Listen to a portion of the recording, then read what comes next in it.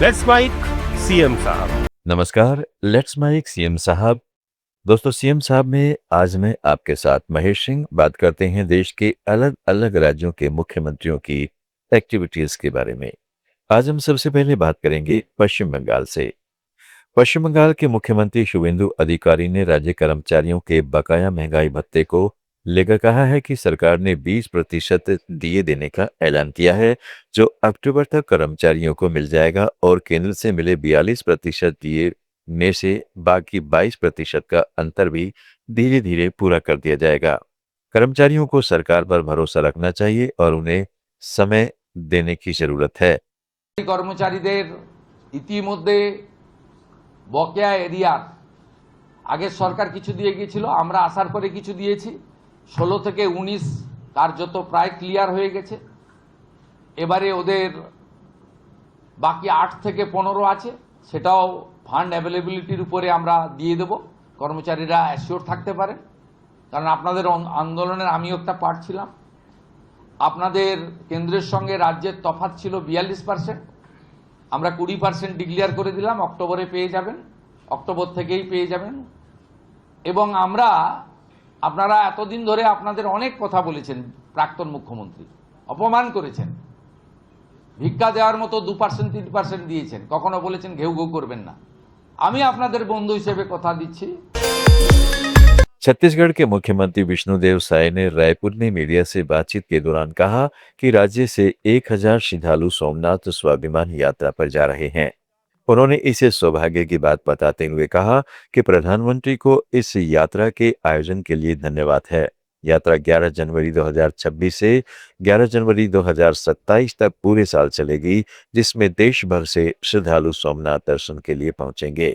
सौभाग्य का विषय है कि सोमनाथ स्वाभिमान सांस्कृतिक यात्रा में हमारे प्रदेश के 1000 श्रद्धालु सोमनाथ जा रहे हैं, जिसमें पद्मश्री से लेकर ख्याति प्राप्त लोग और श्रद्धालु हैं, जो अपने साथ विभिन्न शिवालयों की मिट्टी का कलश और विभिन्न नदियों का जल कलश भी लेकर जा रहे हैं और वहां बाबा सोमनाथ को अर्पण करेंगे और छत्तीसगढ़ की खुशहाली के लिए आशीर्वाद मांगेंगे।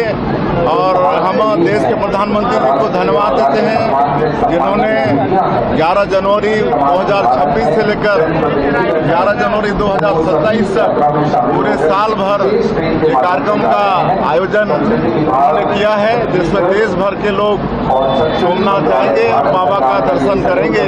तो आज सभी 1000 श्रद्धालुओं को बहुत बहुत बधाई, शुभकामनाएं। उनकी यात्रा सफल हो, अच्छे से यात्रा करके आए और छत्तीसगढ़ की खुशहाली के आशीर्वाद लेकर आए। उत्तर प्रदेश के फिरोजाबाद में आयोजित एक कार्यक्रम के दौरान मुख्यमंत्री योगी आदित्यनाथ ने प्रदेश की कानून व्यवस्था को लेकर विपक्ष पर कहा कि उत्तर प्रदेश अब माफिया मुक्त, गुंडा मुक्त और उपद्रव्य मुक्त है।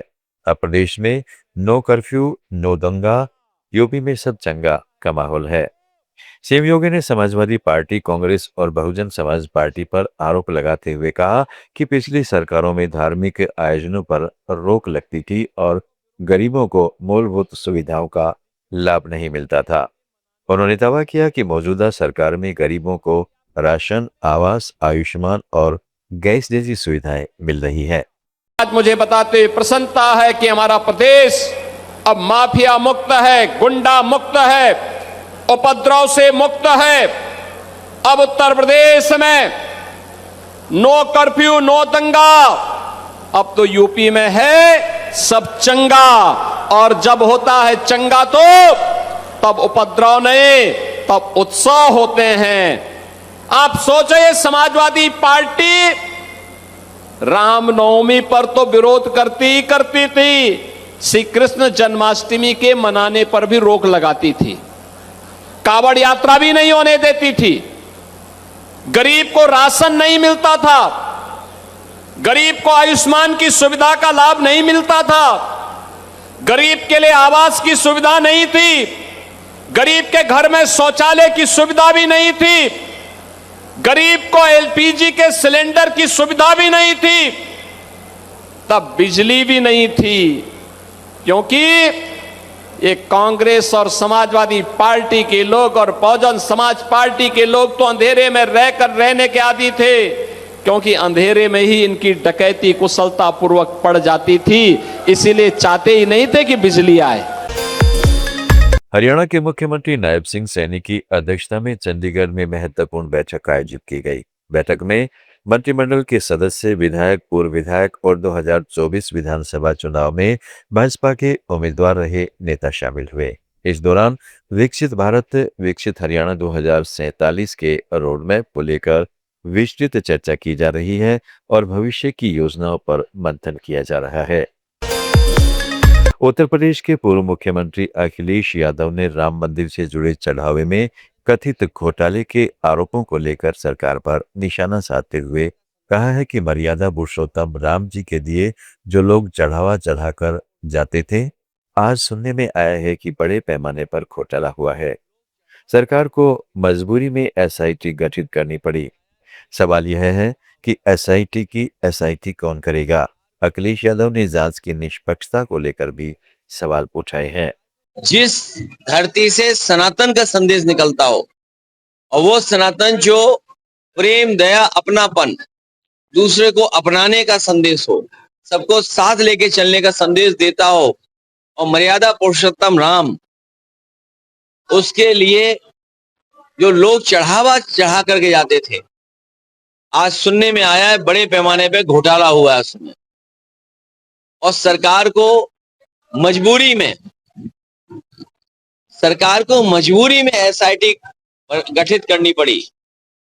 सवाल ये कि एसआईटी की एसआईटी कौन करेगा?